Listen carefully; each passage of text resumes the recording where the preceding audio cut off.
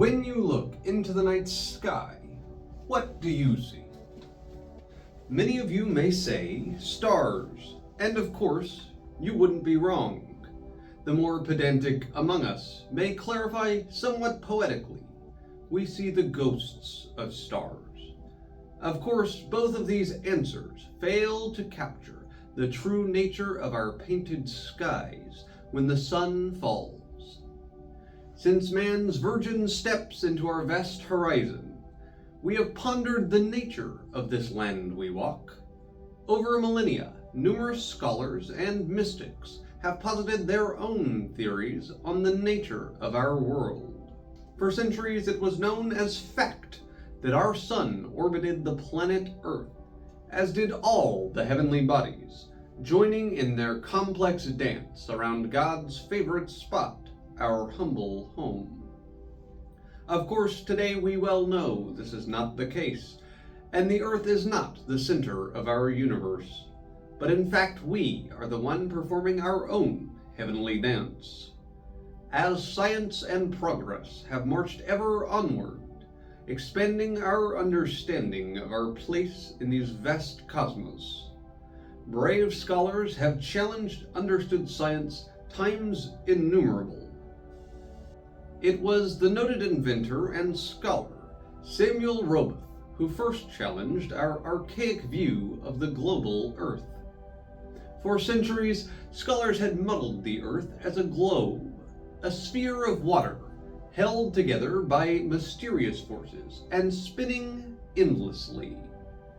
We understand now the nature of our Earth, its flat plain spotted with mountain ranges across the plains. Our ice caps rim our discoid home. Equidistant from the center of the planet, the North Pole. Of course, not all discoveries were so recently conceived. It was the Hebrew text and cosmology surrounding the book of Genesis that first described our night sky as the firmament, a dome to separate the waters above from the waters below. Imagine our planet like a tray of soup, thin and near to spilling, but held in by the lips our polar ice caps. This tray has about it an aroma. This is our oxygen.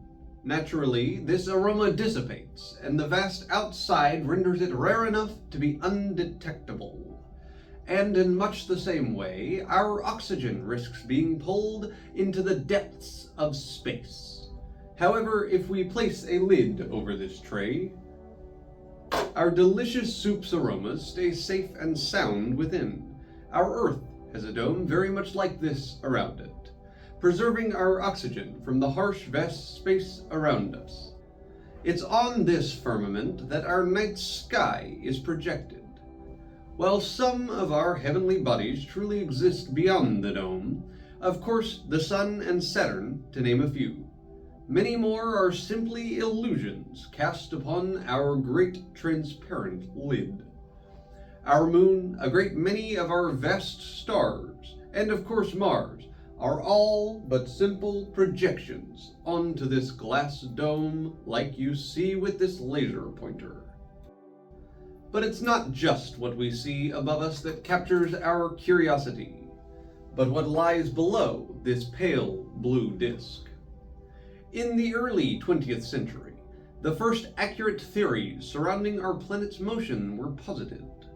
Though at first believed to be the support of one heavenly creature, it is now understood our planet rests upon the backs of 4 celestial elephants. These elephants, statuesque, rest in turn on the backs of the vast cosmic traveler, the great turtle Atuan. What other wonders are waiting to be discovered in our ceaseless swim among the stars? Only time will tell. I have been Carl Sagan, and this is Cosmos.